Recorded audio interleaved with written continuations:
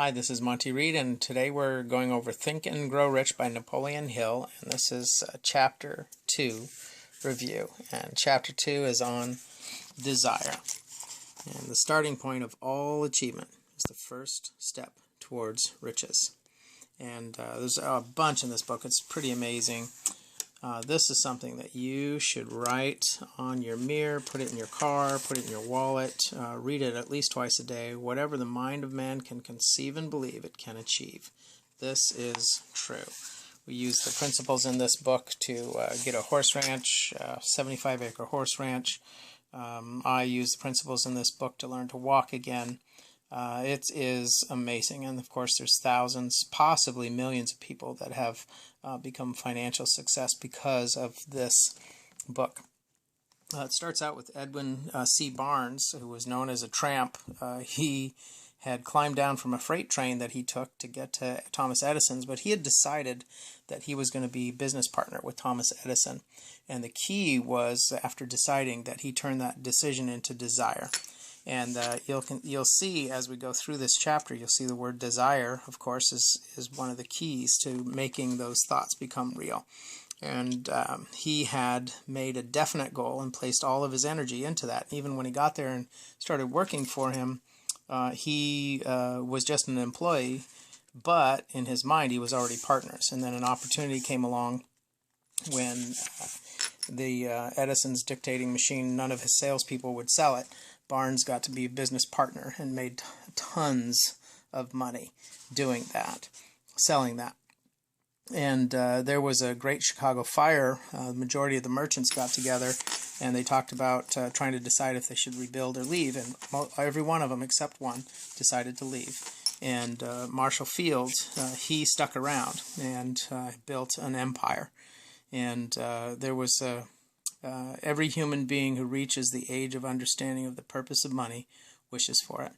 And this is probably the most important part of this chapter, is the 6 ways to turn desire into gold. First, fix in your mind the exact amount of money you desire. Be definite as to the amount. There is a physiological reason for definiteness, which will be described in future chapters. Second, determine exactly what you intend to give in return for the money you desire.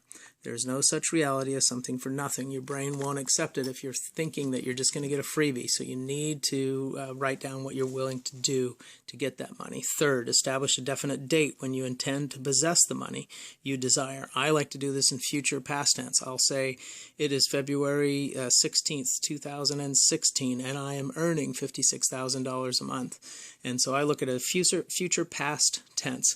But you can do it however you'd like. Fourth, create a definite plan for carrying out your desire and begin at once, whether you are ready or not to put this plan into action. So make an actual plan, what you're going to do tomorrow, what you're going to do next week, next month, next year, until that date comes and goes.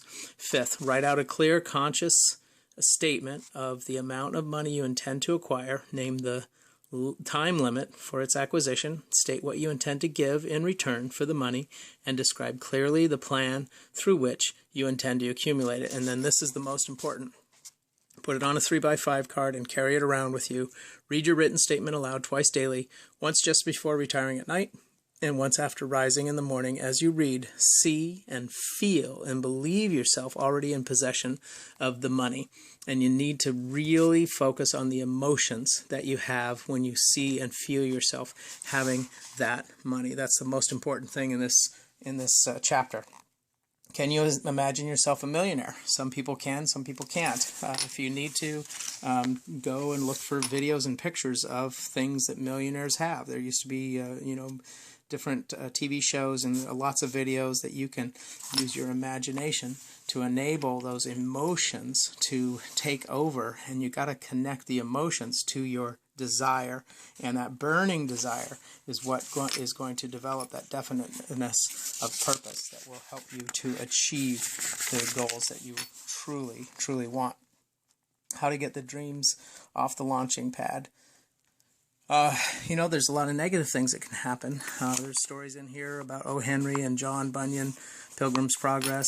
But the thing I was intrigued by is Charles Dickens began by pasting labels on blacking pots.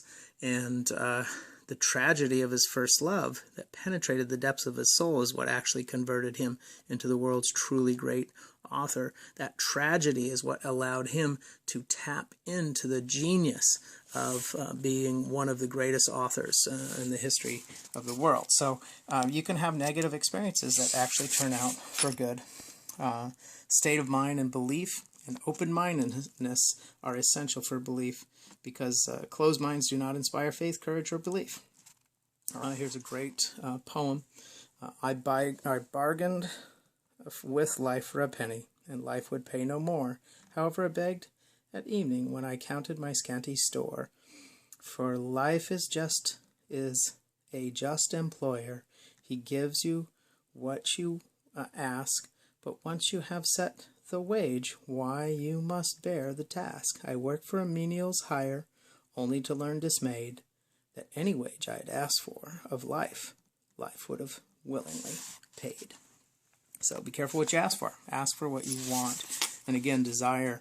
It is important that we find the right word. The whole course of the things going to teach us faith. And the right word is desire. Again, desire. You've got to have that desire.